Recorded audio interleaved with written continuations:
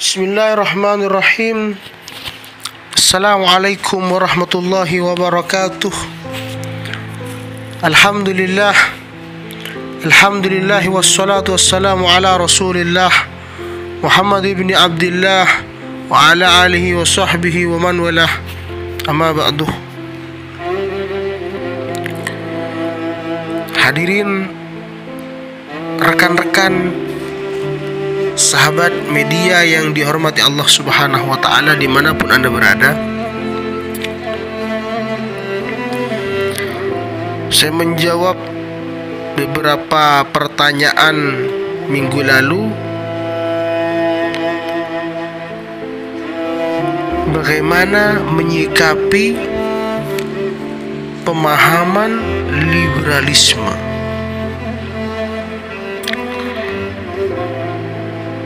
Saya pikir ikhwani wa ikhwati ma'asyiral muslimin dimanapun Anda berada, saya pikir menghadap liberalis dengan kepala panas tidak masalah. Tetapi lagi-lagi saya pribadi menganjurkan agar engkau melawan dengan kepala dingin. Kenapa seperti itu? Itu buang-buang kinerja kita, buang-buang otot kita. Kenapa seperti itu bisa? Kok bisa dibuang-buang? Kenapa bisa begitu? Karena statement-statement yang digunakan, yang dilontarkan oleh liberalis acap kali panas. Jadi bahkan super hot. Jadi kita tak perlu ngotot melawan mereka dengan ini dan itulah. Wajarlah kadang kita memang mempunyai reaksi emosi dan segala macam karena memang ucapannya sangat super hot. Tetapi lagi-lagi saya sarankan dengan kepala dingin. Menurut saya pribadi tidak ada gunanya kita melawan liberal dengan kepala panas. Menjawab liberalis dengan emosi juga terkesan sia-sia. Kenapa seperti itu? Opini-opini liberal ini selalu dilontarkan secara liar tanpa standar kompetensi. Opini liar tentu tidak kondusif dong. Artinya untuk dibawa ke ruang diskusi dan ditanggapi secara panas, apalagi pakai emosi segala, ini kan Masya Allah, tidak. Bagi saya pribadi, liberal pernah bilang bahwa mereka merasa lebih baik memuji matahari daripada memuji yang lain karena manfaatnya lebih nyata. Ini. Atau liberalis juga bilang kerasulan Nabi Muhammad SAW adalah rekayasa Sayyidah Khadijah. Ini yang kedua. Yang ketiga juga liberalis juga, saya punya datanya. Yang ketiga, liberal juga bilang hukum Islam sudah kadaluarsa, aturan ini dan itu dalam Islam sudah usang. Juga liberalis bilang cerita tentang Nabi Adam, Ashabul Kahfi dan yang lain di dalam Al-Quran itu bukan fakta tetapi hanya dongeng. Ini kan sangat panas ini. Jadi jangan kita lawan dengan sangat panas juga. Atau juga liberalis juga pernah berkomentar ibadah umroh sebaiknya diganti dengan ziarah kubur karena lebih ekonomis, tidak mahal katanya. Masya Allah. Jadi memang mereka itu tidak punya statement yang kuat. Mereka itu hanya ngelintur dengan wacana, dengan opini yang tidak tersusun. Tuh mereka juga tidak berminat untuk berdiskusi, tidak punya referensi. Jadi bagi kita ini harus santailah menghadapi orang-orang yang seperti itu. Cukup bagi kita memberikan satu mention kepada mereka bahwa mereka itu keliru. Sampaikan dalil yang kuat secara proporsional, itu sudah cukup. Kalau mereka masih ngeyel dan semacamnya, ya sudah biarkan saja.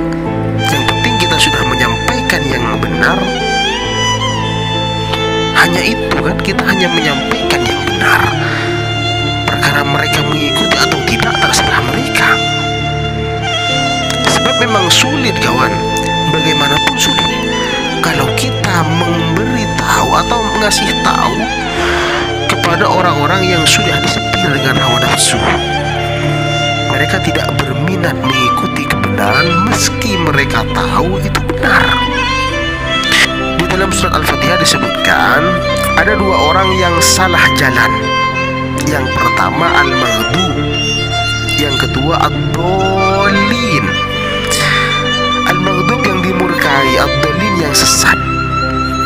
Ulama mengartikan yang pertama adalah orang Yahudi, mengartikan yang kedua adalah orang Nasrani.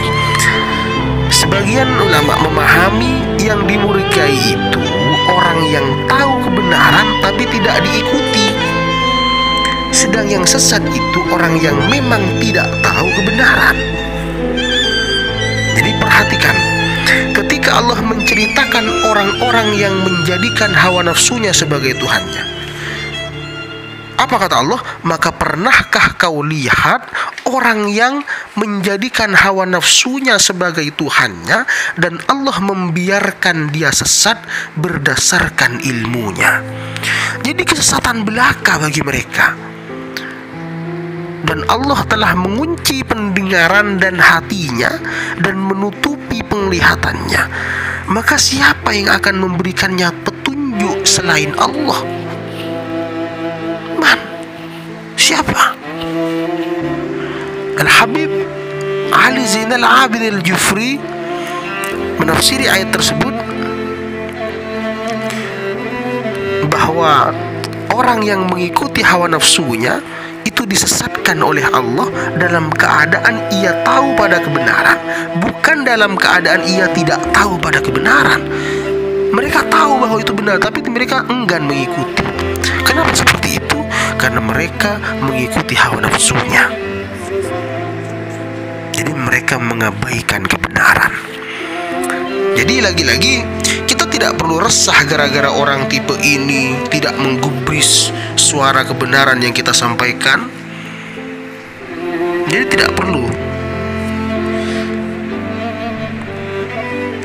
Misal ada contoh lagi, ketika Allah berfirman kepada Nabi saat beliau berdakwah kepada orang-orang kafir, janganlah kamu menjadi resah oleh orang-orang yang bersegera menuju kekafiran, sesungguhnya mereka tidak dapat memberi bahaya sedikit pun. Orang yang sudah mengendalikan dirinya dengan hawa nafsunya untuk menuju kekafiran, sedikit pun tidak memberikan bahaya. Jadi kalau karena orang berlomba-lomba pada kekafiran saja itu tidak perlu resah, maka untuk apa kita galau, untuk apa kita resah bagi orang yang berlomba-lomba untuk menjadi liberal? Jadi tidak usah kita resah, tidak usah, santai saja.